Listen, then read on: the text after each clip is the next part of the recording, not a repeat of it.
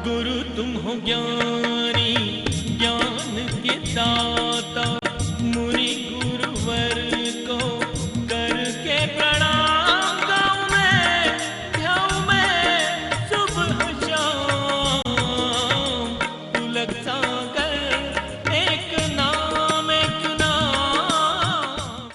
वो कहती है कि जब दीदी सीता जा रही है तो मैं क्यों नहीं जा सकती हूं। उर्मिला ने कहा लक्ष्मण से कि स्वामी, मैं भी तुम्हारे साथ 14 वर्ष वनवास चलूंगी। एक बात याद रखना, सारी दुनिया ने सीता के वनवास को याद रखा, उर्मिला का वनवास किसी को याद नहीं है, ध्यान रखना। सीता तो राम के साथ थी, उर्मिला ने तो 14 वर्ष दीप जला जला करके इंतजार में जीवन गुजारा है। अरे वन में रह करके वनवासी होना कोई बड़ी बात नहीं है, महलों में रह करके वनवासियों का जीवन गुजारना ये उर्मिला के बस की बात है। उर्मिला ने कहा कि मैं भी चलूंगी तुम्हारे साथ, मैं क्यों नहीं जा सकती हूं। सुमित्रा से कहा कि माता मुझे भी जाने का आदेश दो। सुमित्रा ने कहा कि लक्ष्मण ले जाओ उर्मिला को साथ में। नहीं मां, मैं नहीं ले जाऊंगा। क्यों?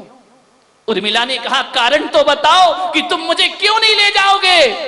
बोले देख, बड़ी मां है ना कौशल्या, उसका एक पुत्र है, दूसरी मां कैकेयी, उसका एक पुत्र है, मेरी मां सुमित्रा जिसके 2 पुत्र हैं। एक बात याद रखो उर्मिले, भाभी चाह रही है भैया के साथ, मेरी मां के पास 2 बहुएं रहेंगी, बड़ी मां तो बिना बहू की हो जाएगी। इसलिए एक बात याद रख उर्मिले, मुझे वचन दे कि तू जब मैं वनवास चला जाऊं तो मेरी शत्रुघ्न की पत्नी सुमित्रा की सेवा करेगी और लक्ष्मण की पत्नी कौशल्या की सेवा करेगी। मेरी बड़ी मां को बहू का अभाव नहीं खटकना चाहिए। मेरी बड़ी मां को ऐसा ना लगे कि महल में मैं अकेली हूं, जिसका बेटा भी गया और बहू भी गई। क्या भावनाएं रही एक दूसरे के प्रति। उर्मिला ने कहा यदि ऐसी बात है तो माता कौशल्या की सेवा मैं करूंगी, उनको भाभी दीदी सीता की कमी महसूस नहीं होने दूंगी। क्या रामायण है, हजारों धर्म ग्रंथ तराजू के एक पलड़े पर रख दो और रामायण एक पलड़े पर रख दो। ध्यान रखा, रामायण से भारी ग्रंथ जगत में कोई दूसरा नहीं हुआ करता है। कोई अपने लिए नहीं जिया, सब दूसरों के लिए जीते रहे, सबने एक दूसरे का ख्याल रखा। वनवास हो गया राम को, सीता के साथ लक्ष्मण जैसे भाई को लेकर चले श्री राम। एक बात याद रखना, एक चुटकुला एक बार सुनो हंसी आएगी, 2 बार सुनो अच्छा लगेगा, तीसरी बार बुरा लगेगा। एक गाना 4 बार सुनो बुरा लगने लगता है, लेकिन राम की रामायण ऐसी है, हजारों बार भी सुनो तो अच्छी लगती रहती है, हृदय को छूती है, मन को झंकृत किया करती है। राम ने एक मनुष्य का जीवन जिया है, राम ने एक मानवता का जीवन जिया है। ध्यान रखना, राम का जीवन 2 शब्द हैं, राम। राम कहो आराम मिलेगा। ध्यान रखना, राम शब्द कोई अलग नहीं है। कौन कहता है कि जैनों के राम नहीं है? कौन कहता है हिंदुओं के महावीर नहीं है? सब हैं। यदि नहीं है तो आज इस पंडाल में सब एक साथ क्यों बैठे हैं मेरे भाई? ध्यान रखिए, ये सूरत का इतिहास है, सूरत का गौरव है कि मैं पुलक सागर, लोग मुझे ज्ञानी कहते हैं, मैं सब कुछ जानता हूं, लेकिन सूरत में आके मैं अज्ञानी हो गया हूं, मुझे कुछ नहीं आता है, मेरा ज्ञान शून्य हो गया है।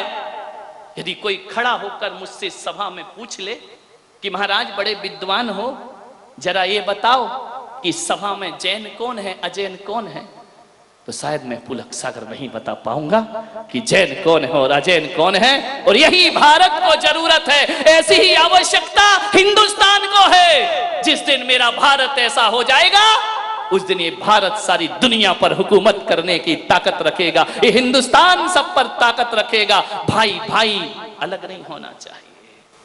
मान्यवर, तुम्हें मालूम है ना, पाकिस्तान भारत से कितने दूर है?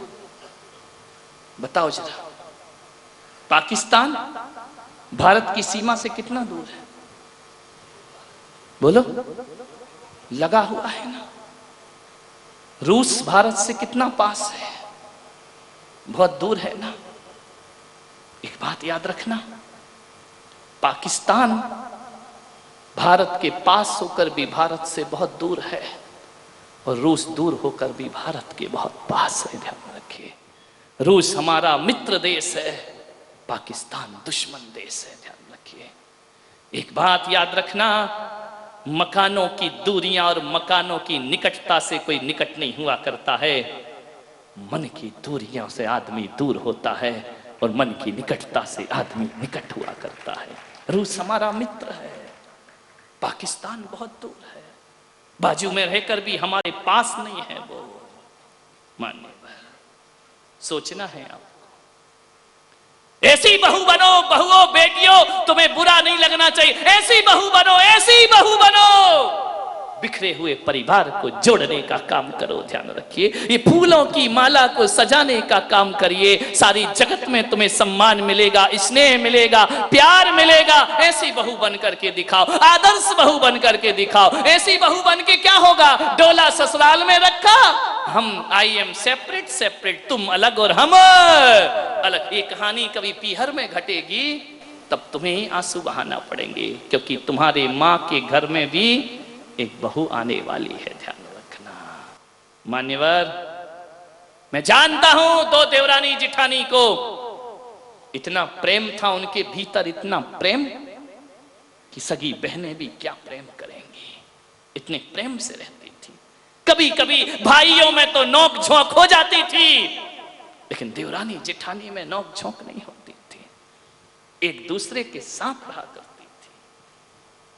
एक दिन देवरानी बड़ी दुखी थी, उदास थी, आंखों में आंसू थे, उसका मन अनबना था। जिठानी ने एक दिन देखा, कुछ ना बोली, 2 दिन देखा, कुछ ना बोली, महीने भर हो गए। जिठानी ने कहा, इधर आ, 1 महीने से तेरा मन नहीं लग रहा है, मैं देख रही हूं तेरे चेहरे पर उदासी है, बता तुझे क्या तकलीफ है। कभी पूछ लिया करो, घर में कोई उदास हो तो, ऐसा नहीं कि अपना काम बनता और भाड़ में जाए जनता नहीं। पूछ लिया करो, कभी सास उदास हो तो पूछा करो, कभी देवरानी उदास हो तो बात कर लिया करो। पूछने से तुम किसी की समस्या का हल नहीं कर पाओगी, लेकिन उसका मन तो हल्का कर दोगी ना। उसने पूछा, बहन इधर आ, तुझे क्या तकलीफ है। बोले, भाभी मैं क्या बताऊं।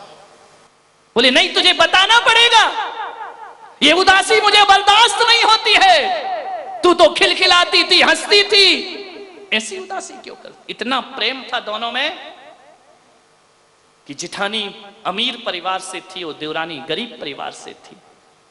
तीज त्योहार पर जिठानी के घर से महंगे महंगे कपड़े आते थे पीहर से, देवरानी के घर से नहीं आते थे, गरीब की बेटी थी। लेकिन उस जिठानी ने कभी अपनी पीहर की बड़ाई नहीं की। जो बहू ससुराल में पीहर की बड़ाई करती है, उसके ससुराल को उजड़ने में ज्यादा समय नहीं लगा करता है। ध्यान रखिए, जहां रहती हो वही तुम्हारा जीवन है। जब भी नई साड़ी आती थी उसके पीहर से, जानते हो ये छोटी छोटी बातें घरों को कैसे जोड़ती हैं। वह साड़ी लेती थी, बैठक रूम में बैठती थी और देवरानी से कहती थी, बेटा 15 दिन ये साड़ी तू पहनना और तेरी उतरी साड़ी 15 दिन बाद मैं पहनूंगी। अरे जिन देवरानी जिठानी में इतना प्रेम है, मैं तो कहता हूं उस घर में शनि भी आएगा तो आकर के दरवाजे से वापिस लौट जाएगा। किसी की कुदृष्टि नहीं लगती है दरवाजे के सामने काली मटकी लटकाने से। ऐसा नहीं कोई बुरी निगाहें तुम पर ना पड़े। मैं तो कहता हूं देवरानी जिठानी सास बहू इतने प्रेम से रहो, बुरी निगाहें खुद रिफ्लेक्ट होकर के वापिस चली जाए और तुम्हारा घर मंदिर जैसा स्वर्ग बन जाए। पहले उसे पहनाती थी। एक बहू का संदेश आया,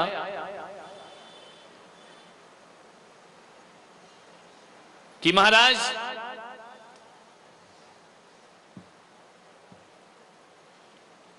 आपने कल बहुत कुछ बोला, थोड़ी हमारी भी विनती सुन लो। आपने बोला कि लड़ाई झगड़े की जड़ कोई है तो बहू है। थोड़ा बहुओं की पुकार भी सुनो, इनका बात तो सही है।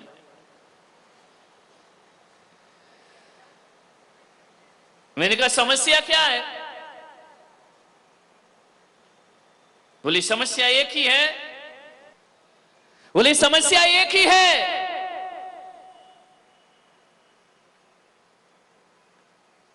कि हमारी जो सासू है ना, वो मेरे बारे में अलग सोच रखती है, बहू के बारे में अलग सोच रखती है और बेटी के बारे में अलग सोच रखती है। समस्या यहां खड़ी हो जाया करती है। वह बहू के लिए कुछ और विचारधारा में जीती है और बेटी के लिए किसी और विचारधारा में जिया करती है। समझो थोड़ा सा, अम्माओ सुधर जाओ, गंगा नहाओ, ज्ञान की गंगा बह रही है, ध्यान रखिए। मैं बड़े बड़े ग्रंथों पर भी प्रवचन कर सकता हूं, मैं समयसार पे बोल सकता हूं, मैं गीता पे बोल सकता हूं, मैं महापुराण पे बोल सकता हूं, मैं कुरान पे बोल सकता हूं, लेकिन मुझे यह लगती है सबसे बड़ी मजबूरी कि आगम की बड़ी बड़ी बातें करने से पहले आदमी के जीवन में नैतिकता और व्यवहारिकता आना चाहिए। आदमी नैतिक और व्यवहारिक नहीं हुआ, आदमी ने यदि अपने जीवन को बदलने का प्रयास नहीं किया तो बड़े बड़े ग्रंथों से कोई क्रांति खड़ी होने वाली नहीं। पहले अपने घर को मंदिर बनाओ। एक बात बताओ, मंदिर में महिलाएं जाती हैं, आदमी भी जाते हैं, सूरत में तो बहुत ज्यादा जाते हैं। एक बात बताओ, मंदिर जाते हो, कितनी देर रहते हो मंदिर में? ईमानदारी से बोलो, जोर से बोलो ना, जेल की थोड़ी पूछ रहा हूं। 10 मिनट काहे को जाते हो? जा ही मत करो। हाँ, आधा घंटा, इस उम्र में तो 1 घंटा रहना चाहिए। ध्यान रखिए, आप मंदिर जाते हैं, आदमी 10 मिनट रुकता है, 15 मिनट रुकता है, 20 मिनट रुकता है, ज्यादा से ज्यादा 1 घंटा, और जोर लगा दो 1.5 घंटा, 2 घंटे अम्मा जी हुई तो। ध्यान रखना, जिस मंदिर में तुम जाते हो 1 घंटा उस मंदिर में रुकते हो और उस मंदिर को बहुत पवित्र बना करके रखा करते हो, मंदिर में शांति का वातावरण निर्मित करते हो, मंदिर का वातावरण बड़ा पवित्र और पूजनीय बना दिया करते हो। सूरत वालों में आपसे कह रहा हूं, जिस मंदिर में 1 घंटे रुकना है उसे पवित्र बनाते हो, और जिस घर में 23 घंटे रहना है उसे पवित्र क्यों नहीं बनाते हो?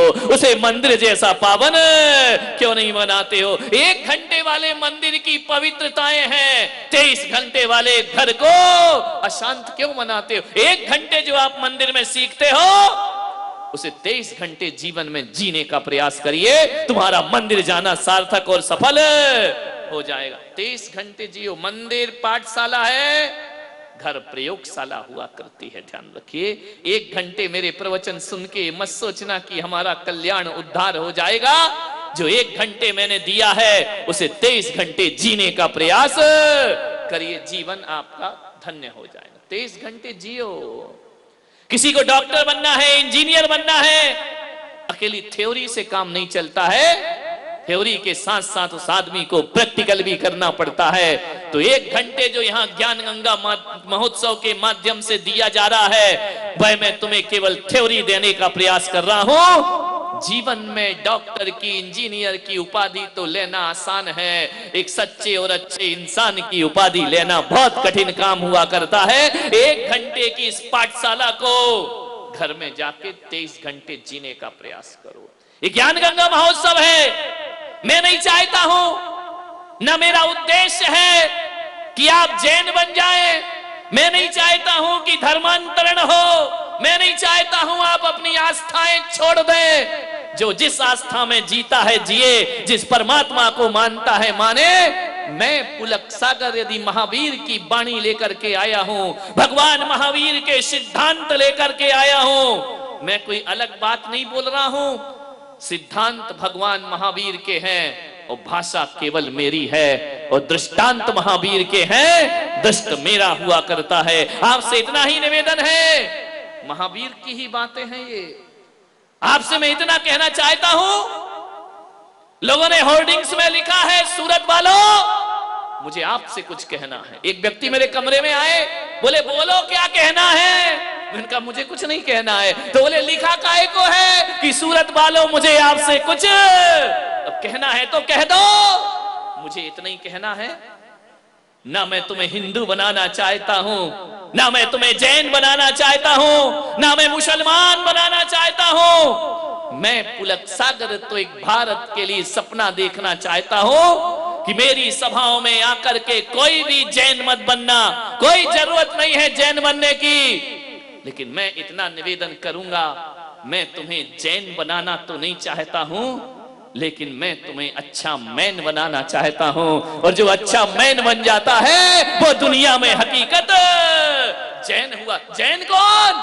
जो अच्छा मैन है। और जो अच्छा मैन नहीं है वह जैन होकर भी जैन नहीं हो सकता है। ध्यान रखिए, मैं जैन नहीं मैन बनाने आया हूं। ध्यान रखना, जीवन को बदलने का प्रयास करो। क्रांतियां हो रही हैं देश में, मान्यवर, पूरा देश खुशहाल है, सबके चेहरों पर आनंद है। 70 साल में जो इस देश में नहीं हुआ, मोदी जी ने वह करके दिखा दिया। 70 साल जिन्होंने राज्य किया, 60 साल जिन्होंने इस देश की हुकूमत को रखा, क्या किया उन्होंने? मान्यवर, मैं किसी पार्टी का प्रचारक नहीं हूं, ध्यान रखना। ना मुझे कोई बीजेपी से कुछ लेना देना है, ना मुझे कांग्रेस से कुछ लेना देना है, ना मुझे सपा की साइकिल चाहिए, ना बसपा का हाथी चाहिए। मैं पुलक सागर हूं, मैं किसी पार्टी का समर्थक और विरोधी नहीं हूं, लेकिन मेरा आशीर्वाद और मेरी शुभकामनाएं किसी के साथ है जो राष्ट्र हित का चिंतन करेगा, वही इस देश पर राज्य करेगा, उसी के लिए यह देश है। मान्यवर, हमारा तो यही चलता है, हम किसी पार्टी के नहीं है। नंदू जी, अपनी काहे की पार्टी? कोई पार्टी नहीं। अपने पास तो कोई आ जाए, जब कोई चरणों में शीश झुकाता है, प्रणाम करता है, मैं आशीर्वाद देता हूं। जब पंजा उठता है तो मैं कांग्रेसी हो जाया करता हूं। और जब ये श्रावक भक्ति भाव से कमल के आसन पर बिठाते हैं भगवान को, साधु को, गुरु को, अपन बीजेपी पे जाकर बैठ जाते हैं। और जब शोभा यात्रा में आगे आगे हाथी चलता है तो बसपा की मायावती आ जाया करती है। और जब पानी ज्यादा भर जाए तो लालू की, मुलायम की साइकिल चल जाया करती है। लाइट ना हो तो लालू की लालटेन है। वो प्रवचन में कितने लेट हो गए, शरद पवार की घड़ी है? अपन किसी पार्टी के नहीं है, ध्यान रखना। गुरु तुम हो ज्ञान